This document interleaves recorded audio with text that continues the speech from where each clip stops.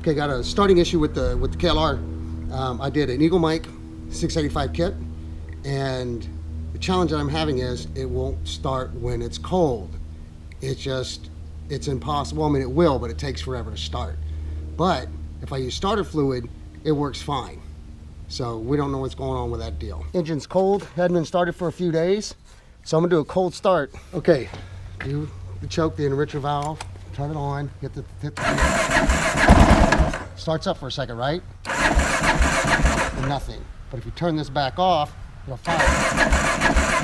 Well, didn't fire that time. So what I figured out is you full throttle it, hit the starter, full throttle, hit the starter, let it go, and it starts a little bit. Do it again, let the throttle go, it fires just a little bit.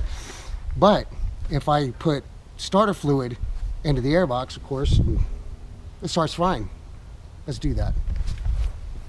A little bit of starter fluid. Put it in there. Might be a little bit too much on that one. And now it's going to start. Now we're going to start it.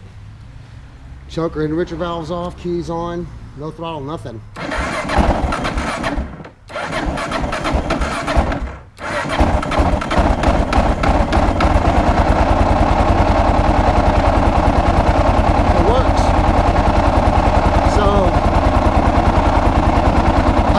That deal's about.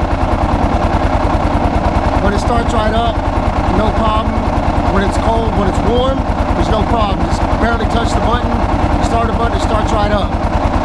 So that's what's going on with the deal now. I did jet the carburetor to whatever Eagle Mike suggested, whatever he sent. I put the jets in there, whatever size he said to do. I did that. Carburetor's been taken apart. It's thoroughly clean, soaked overnight, the whole 9 yards. But I did the adjustments according to the old jets.